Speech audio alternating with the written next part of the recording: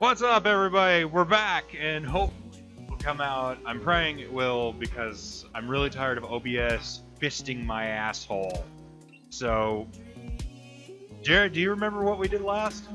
Oh, We got laid, so let's wait, continue. Who fisted your ass? Oh shit. That was a lot of loads. OBS, my recording software that I use to capture my computer gameplay, has really been taking me to Brown Town on... Oh shit.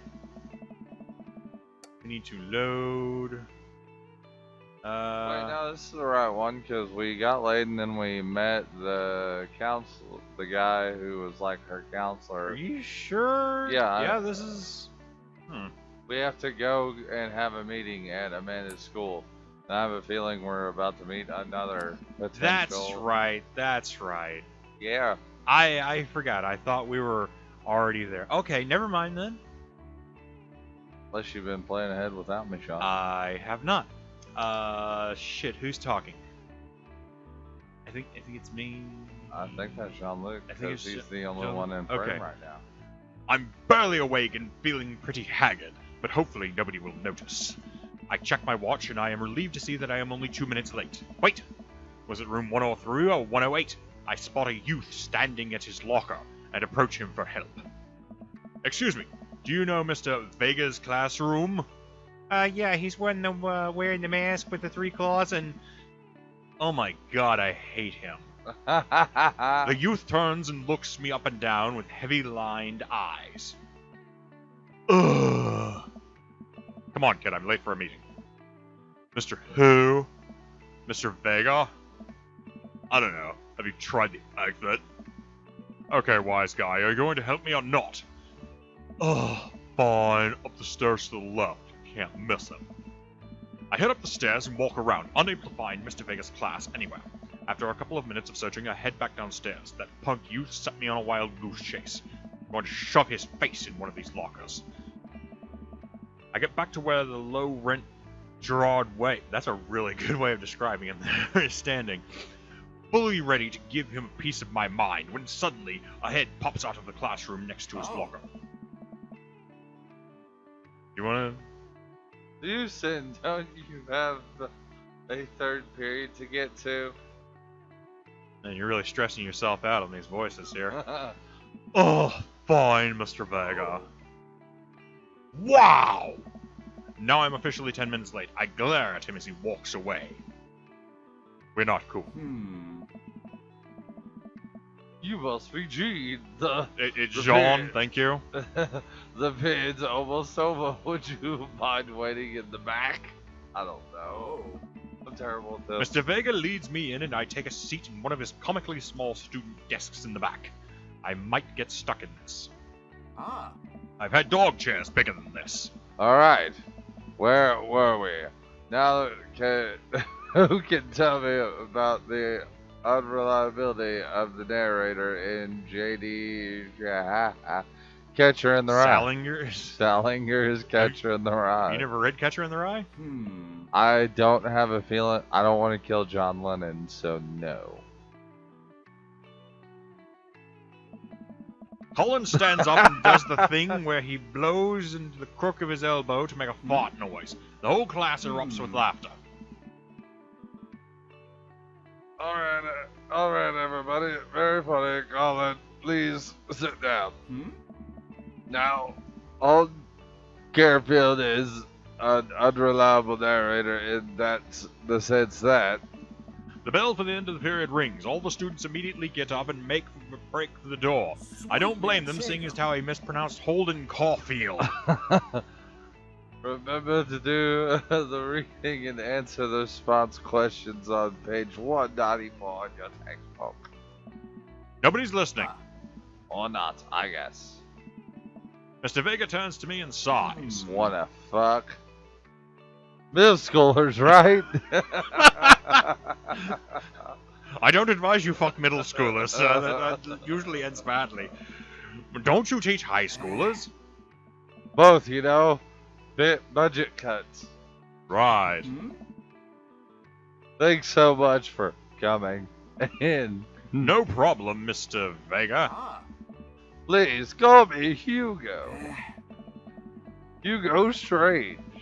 I don't normally do impromptu parent-teacher meetings, but as I'm sure you know about Amanda's a very bright student, I'm concerned about her recent behavior. What's going on? She's having gangbangs. Amanda has never been the most engaged student, but I know she cares. Recently, though, she's been falling behind. She's not completing assignments, has been doing rather poorly on tests. I normally chalk this up to Senioritis. but This is strange. I thought Amanda always shared everything with me. It hadn't she's even crossed having my mind that gangbangs. something might be wrong. Oh, no. She is gangbanging. I just wanted to ask, is everything okay at home? Well, we did just move. I think she's getting involved in gangbangs. I really do. Well, we just moved recently, but it was only to the other side of town, and Amanda was more excited about it than I was. See if you can talk to her. I know she values you a great deal and would appreciate your guidance. If she keeps heading down this road, she might become a prostitute and get gangbanged every night. I know how important art school is to her, and I would hate to see her miss out on that scholarship money she clearly deserves instead of having I get it. I'll make sure to talk to Amanda. Thanks for letting me know, Hugo. Anytime, gangbang. On my way out, I stopped thinking for a moment. God, I hate that man. I turned to Hugo. Hey, Hugo. Oh. Yes. They ever catch that rye? Yes. I leave the classroom and make my way out of school. I'm Someone still a little else bit is in shock catching. that Amanda was able to hide this so well from me. She's always been such a force of positivity in my life, especially after we lost her mother. Amanda must be done with classes for the day by now. I'm sure she would appreciate a ride home, and maybe I can talk to her about what's going on. What if she's banging the goth kid? Ew. No. I'm telling you. I pull up to the carpool, and Amanda hops in the passenger seat. So, did you have fun gossiping about me? Mr. Vega and I actually just gossiped about our celebrity crushes. So you talked about Mario Batali the whole time? It was a very productive meeting. I'm pretty hungry. Can we grab some dinner? Sure thing. Do we want to make something at home or go to the food court? I have a feeling we'll run into somebody if we go to the mall. Do we go to the mall then? Go to the mall. Going to the mall. Does that sound good to you? Yeah, sure. Why the mall? Geez, can't a dad take his daughter to the mall? Will you buy me things? I will buy you a thing, singular. Sounds like a deal to me. We drive in silence for a short while, Amanda playing games on her phone. I should say something. You know, sometimes when a kid gets older, they find that they have to keep things hidden from their parents, and that's okay, because sometimes that's what kids do. And that's okay, but also sometimes it's good to have the parents' perspective because, you know, maybe your parents also have dealt with similar situations. And maybe they're a little cooler than you give them credit for. Anyway, I'm trying to say is that it's good to share. Love you. Have you been reading my tweets? You have a Twitter? What? Never mind. Look, sweetie, if this is the bodies in the backyard, I know about them. Mr. Vega said you haven't been participating in class and that you're not turning things in. Oh, I'm fine, Pops. Senioritis and all that. I thought you liked Mr. Vega's class. That's fine. He's fine. We pull up to a stoplight and I eye Amanda. She's still texting. Just, I want you to know that you can talk to me about anything. Uh-huh. I can tell that whatever it is, she doesn't want me knowing about it. That's She frustrating. has a boyfriend. I heard N.M.E. going to that fancy art school in California. That's exciting. Yep. Are you bummed that you guys aren't going to the same school? There we go. Yep. Amanda keeps texting. She stifles a laugh. What's so funny? I don't think you would get it. Okay. Boyfriend. Who are you texting? Noah. Who's Noah? Ha! Called it. My friend. Does he go to your school? Yep. Do you like Noah? What? I mean, he does some pretty good streams, and he used to be doing really good movie reviews online, but no, Dad, can't believe you would. Dad. Oh, jeez, I didn't even have to say Dad then. I mean, Jay, why would you? ... Ugh, bro. Sorry. Asking. Dad, he's just my friend. Guys and girls can be friends. He's my friend. Okay. Jay. This is going well. Oh, good talk. Love you, kiddo. He leans forward and turns up the radio. I guess that conversation is over. To the mall, then. Telling you. Didn't bang. Hey, it's part of growing up, man. We arrive at the mall, a big indoor shopping center with a couple different floors. It's kind of dead, but that doesn't stop a mall security guard from yelling at a group of loitering teens. See something disgusting for dinner. Hell yeah. Language, Missy. Heck yeah. That's fucking better. We approach the food court and evaluate our options. There's greasy restaurant after greasy Pizza. restaurant. My heart Pizza. burns just looking at the menus. Nobody looks happy to be here. What are you in the mood for? Bread dipped in sugar, bread with cheese on it, or do you want to just inject fat directly into your bloodstream? I extend my hand to her. Would you do the honor sharing some nachos? She takes my hand with a grin. You failed me, It would brother. make me the happiest, cheesiest girl alive. We order a giant pile of chips and a natural orange cheese on a very enthusiastic and possibly stoned teenager. We take a seat at a rickety table and dig. These are bad. These are very bad. But also strangely delicious. We have to eat through the pain. We enjoy the fluorescent cheesy goodness together until we're all out of nachos. So, something's been bothering me for a while. You explain memes to me. Which, babe? All memes. Amanda sighs deeply and places her head in her hands. Dad, it's complicated. The memes are inside jokes shared by a bunch of people that get less funny and more people do it. So the problem is that by the time the meme gets to you, Dad, all us youth have already done the joke to death. Aw. And what's worse than that is movies and TV and video games that will try to jump into the meme train, but just based on how long it takes to make them, the meme will be long dead by the time it comes out. So it just dates it and isn't funny. Oh shit, what up? Anyway, changing the subject. Where to now? Wanna go to that golf store? What? You know, the one that's all black and tries to establish itself as anti-establishment, despite being an exact representation of the establishment? I don't know which story you're talking about. You know, the one where you can buy chain walls and basically assault on what people fought so hard against in the punk and hardcore movements of the 70s and 80s. Wow. Dude, you gotta be more specific. The one who threw up in that one time. Oh, that one! Hi, welcome to Not Topic. Amanda runs into the store, me trailing behind her. She makes a beeline for the back. There it is, you can still see the outline kinda. I'm so proud. Speech! Amanda, Speech! alright, I'll do it if you stop chanting. Amanda stops immediately. I clear my throat. Thank you all for joining us here today to commemorate a historic moment that would forever shape history. One day, very much like today, some 5 years ago, our very own Amanda and Luke had too much blue raspberry slushy and an outing at the mall.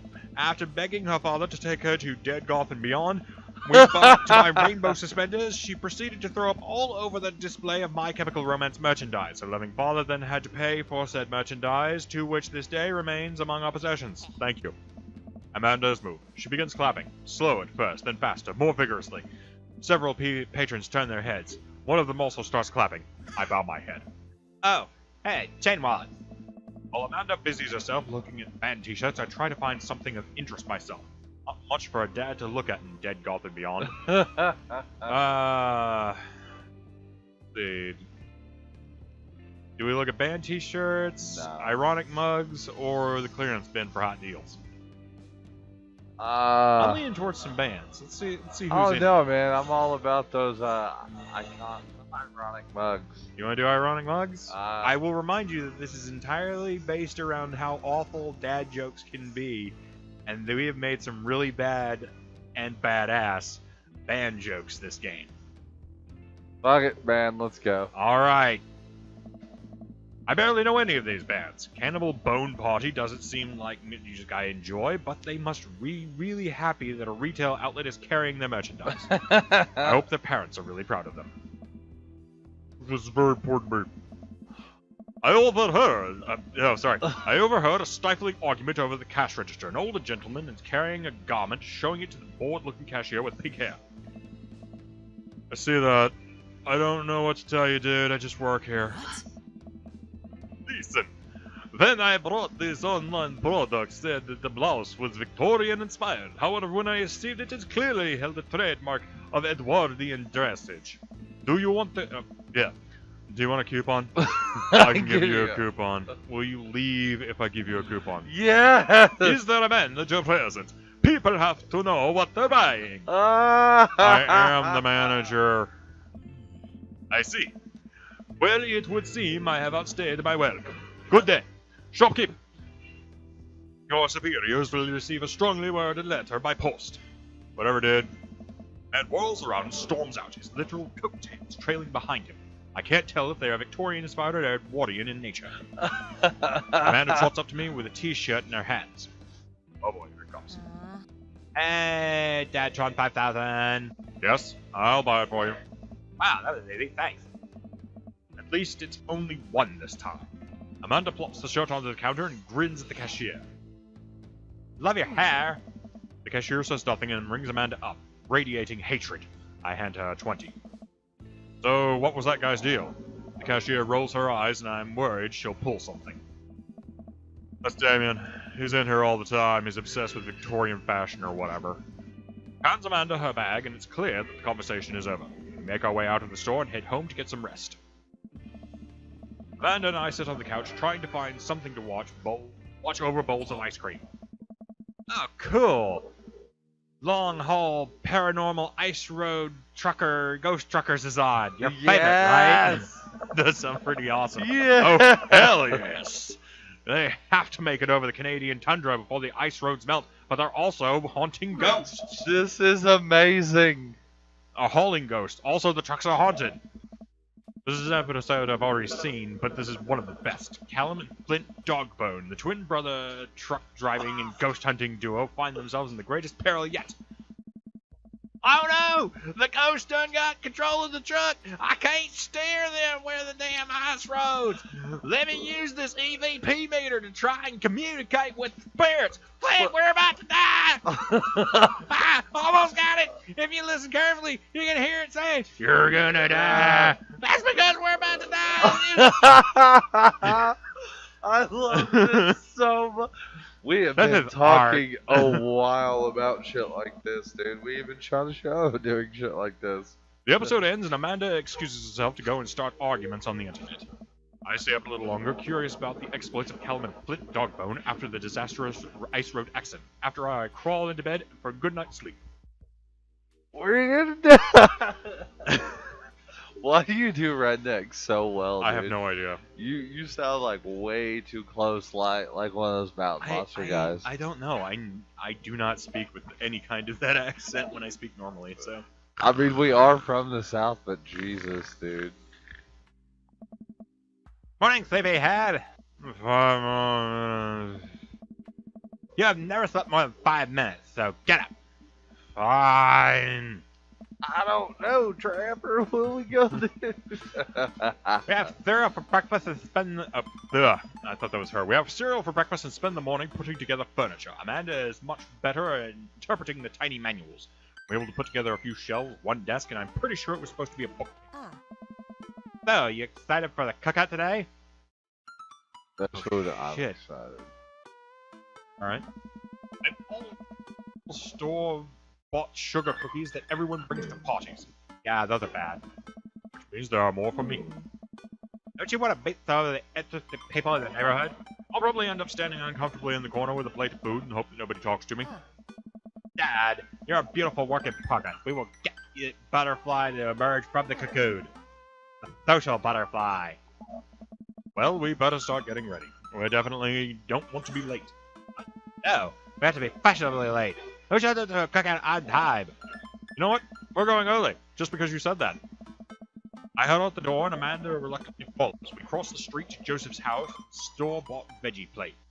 With veggie plate. I'm a terrible cook if it doesn't involve a grill. I guess we're not as early as we thought we were. Joseph's backyard is already packed with people. Oh, shit, I did it again. I guess we're not as early as we thought we were. Joseph's backyard is already packed with people, and the smell of hot dogs wafts through the air. Small children run through the sprinkler, and adults chat in small clusters. I set our veggie plate down on the table next to 2 other veggie plates. Huh. Hey, there's Joseph. I wave to get his attention. The moment he sees us, he jogs over, arms wide open.